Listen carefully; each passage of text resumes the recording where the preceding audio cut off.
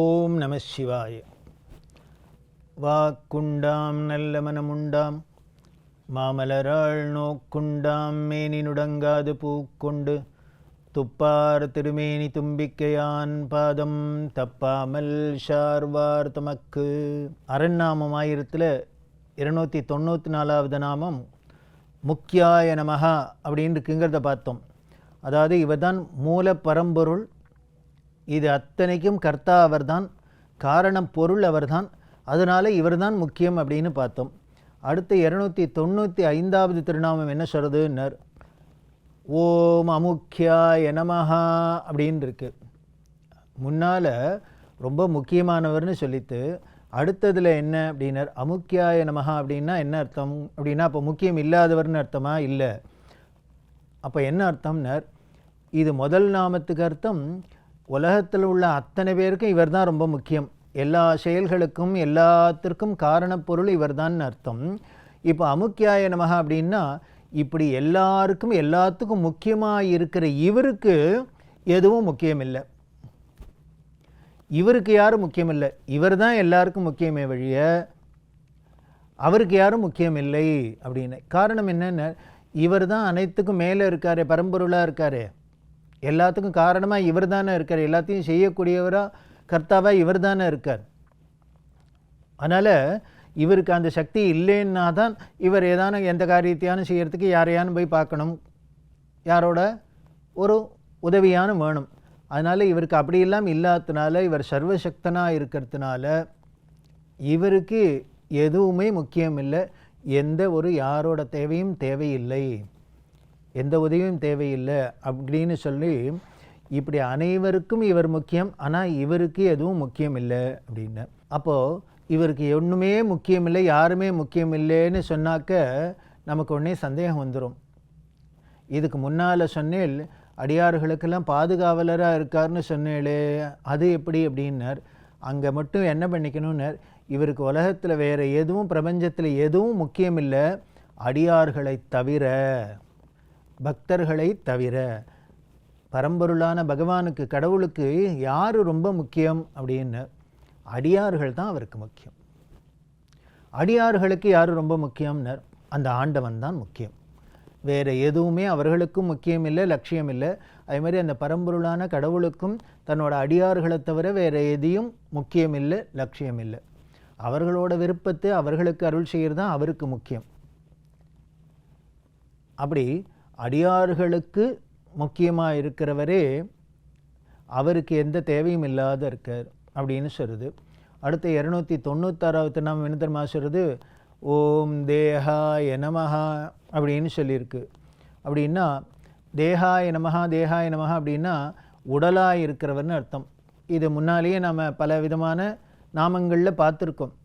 விராட் ஸ்வரூபமாக இருக்கிறதுனால இவரே தான் ஆகாஷ சரீரம் பிரம்மா, இப்படி தான் இவருக்கு சர்வமே சரீரமாக இருக்குது அப்படிங்கிறதுனால தேகம்னு சொல்லியிருக்கு. இதுலேயே ஒரு பாடபேதம் இருக்குது. தேகாய நமஹா அப்படிங்கிறத விட தேகஹரயே நமஹா அப்படின்னு இருக்கு. அப்படின்னா அதோட பொருள் என்ன அப்படின்னா, இந்த பாடபேதத்தை வச்சுட்டா தேகத்திற்கு பகைவர்னு அர்த்தம்.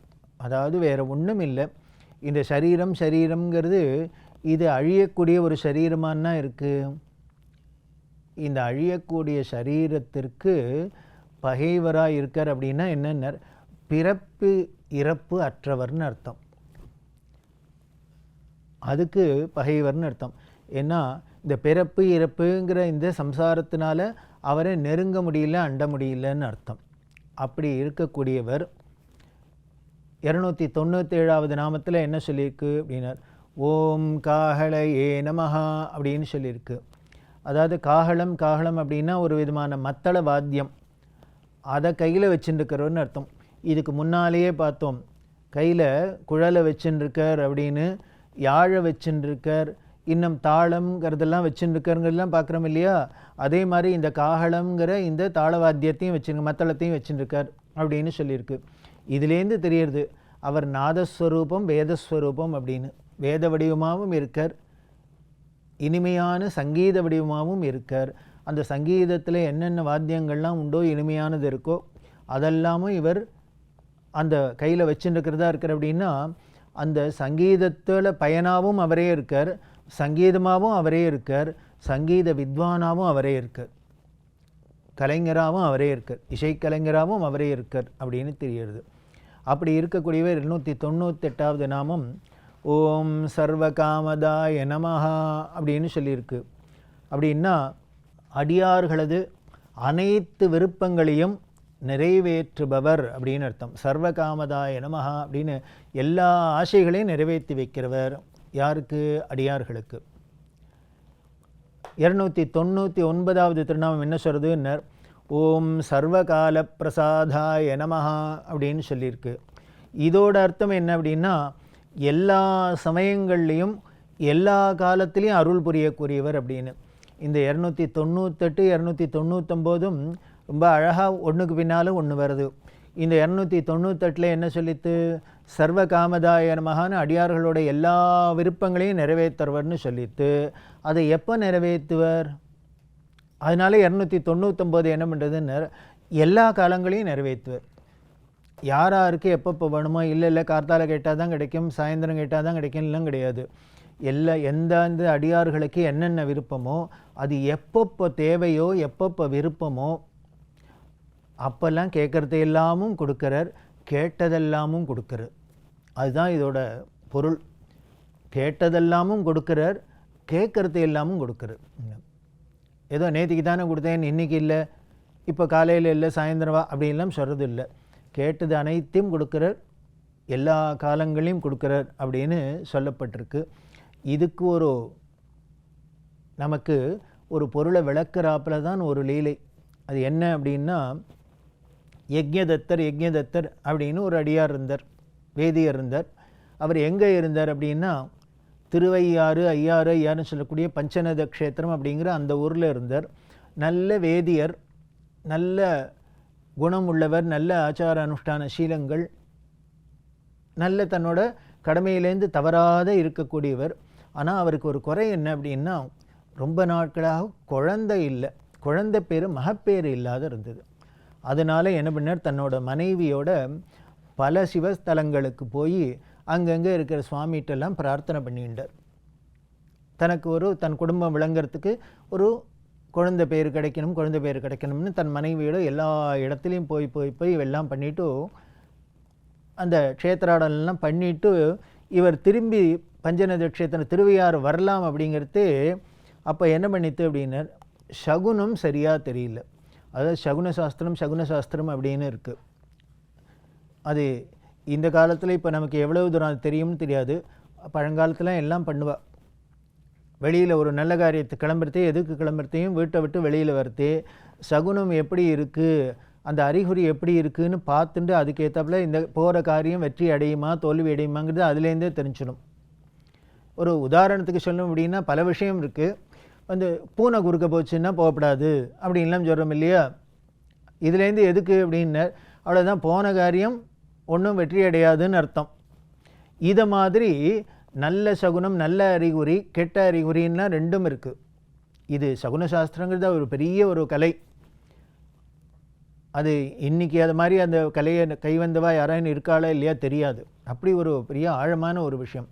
இதிலெல்லாம் இந்த யஜ்ஞதத்தர் பண்டிதராக இருந்ததுனால பார்த்தர் என்ன ஊருக்குள்ளே வரத்தையே ஏதோ நமக்கு சகுனம் சரியாக தெரியல, அதனால் இப்போ நம்ம ஊருக்கு போக வேண்டாம், போனால் ஏதோ நமக்கு ஆபத்து வரலாம் அப்படிங்கிறதுனால வேறு என்ன பண்ணுறது, வீடோ திருவையாத்தில் தான் இருக்குது, அங்கே தான் போயாகணும். ஆனால் ஊருக்குள்ளே நுழையிறதையே இவருக்கு சகுனம் சரியில்லை, என்ன பண்ணலான்னு பார்த்தார்.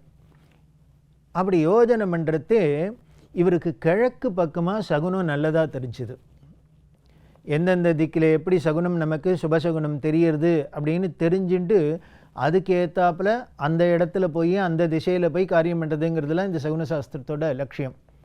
இவர் கிழக்கு பக்கம் தெரிஞ்சோடனே சரி இப்போ நாம் இந்த பக்கம் போக வேண்டாம், தெற்கு பக்கம் போக வேண்டாம், கிழக்கு பக்கமாக போவோம், அங்கே ஏதோ நமக்கு நல்ல சகுனம் அறிகுறி தெரியுறதுன்ட்டு கிழக்கு பக்கமாக திருவையாறுலேருந்து நடந்து போனால் என்ன ஆயிடுத்துன்னர், திருவாரூர் வந்துடுத்து. புண்ணியபுரியான தியாகராஜ பெருமான் இருக்கக்கூடிய திருவாரூருக்கு வந்தது.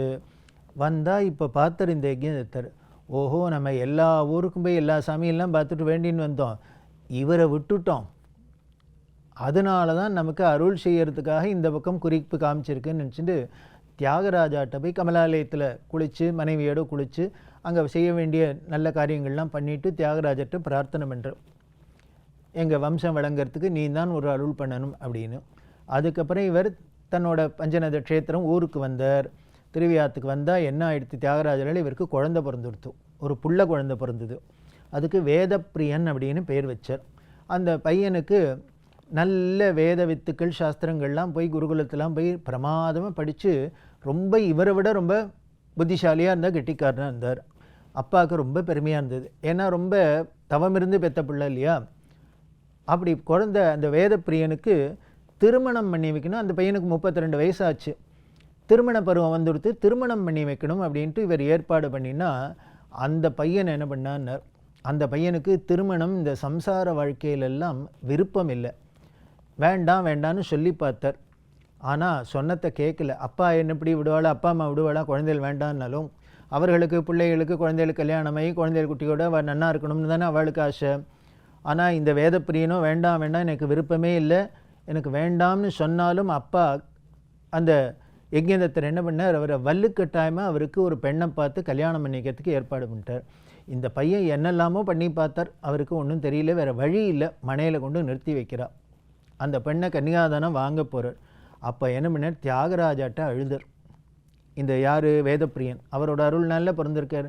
நான் வேண்டாம் வேண்டான்னு சரி, என்னை கொண்டு வலியை கொண்டு இந்த சம்சாரத்தில் மாட்டி வர்றியே, இவாள்லாம் தான் இப்படி அறியாமையில் பண்ணுறான்னா, நீ நானும் என்னோட உள்ளுக்குள்ளே இருக்கிற அந்தரங்கத்தை புரிஞ்சிக்க கூடாதா, எனக்கு வேதாந்த மார்க்கத்தில் போய் ஆத்ம ஞானத்தை அடையணும்னா இருக்குது, என்னை இப்படி சம்சாரத்தில் மாற்றாளே அப்படின்னு இவர் மனசில் உருகி தியாகராஜரை வேண்டின்றாரோ இல்லையோ, அடுத்த க்ஷணம் என்ன எடுத்துனர், இந்த கன்னிகாதானம் பண்ணுறதுக்குன்னு வந்த பொண்ணு ஆணாக மாறிடுத்து,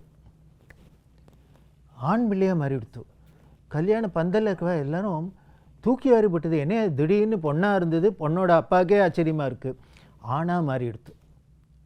ஆணாக மாறினா என்ன பண்ணுறது, இப்போது இந்த வேதப்பிரியன் சந்தோஷப்படுறான், அப்பாடா எங்கேயோ நமக்கு ஒரு கல்யாணமாகி மாட்டிக்க போகிறோம் அப்படின்னா இப்படி தியாகராஜர் பண்ணிட்டாரே அப்படின்னு.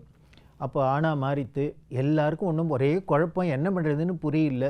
உடனே ஆகாயவாணியில் தியாகராஜர் சொல்றார், அந்த குழந்தை பிரம்மவித்தாக இருக்குது, அது வேதாந்த மார்க்கத்தில் போய் பெரிய ஆத்மஞானியை அடையணும்னு ஆசைப்படுறது, அப்படி இருக்கிறது அந்த சம்சாரத்தில் விருப்பம் இல்லை, இந்த சம்சார சூழலில் விரும்பத்தில், அதனால் அவருக்கு நான் அருள் செய்கிறேன், அவரோட அந்தரங்க விருப்பம் அதான், அதனால் அவருக்கு அருள் பண்ணுறதுக்காக பண்ணேன்.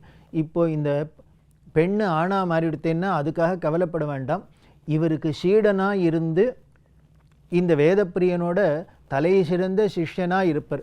இவர் ஏதோ பெண்ணாக இருந்து மனைவியாக இருந்து இவரோட குடுத்தனம் பண்ணாருங்கிறத விட அவருக்கு சீடனாக இருந்து அவர் காட்டின வழியிலே நல்ல வழியில் அடைவர் அப்படின்னு சொல்ல, இப்படி ஒரு அதிசயம் நடந்தது, பெண்ணை ஆணாக்கின அதிசயம் அப்படின்னு அந்த சிவபெருமானோட லீலையில். இது எதை குறிக்கிறதுன்னு, அந்த வேதப்பிரியனுக்கு அவர் அந்தரங்கத்துக்குள்ளே என்ன ஆசை இருந்தது அப்படின்னர், தனக்கு இந்த திருமணம்லாம் வேண்டாம், நன்னா படித்து நல்லபடியாக இருக்கணும் அப்படின்னு. அதை எப்போ எனக்கு எடுக்கணும் என்ன சர்வகால பிரசாதனமாக அந்த திருமண சமயத்தில் காப்பாற்றினர். இப்படி அடியார்களோட அனைத்து விருப்பத்தையும் எந்த காலத்தில் சமயமோ அதை அறிஞ்சு காப்பாற்றுற பரம்பொருள் தான் சிவபெருமான். அவரோட பெருமையை தொடர்ந்து பார்க்க போகிறோம். ஓம் நம சிவாய்.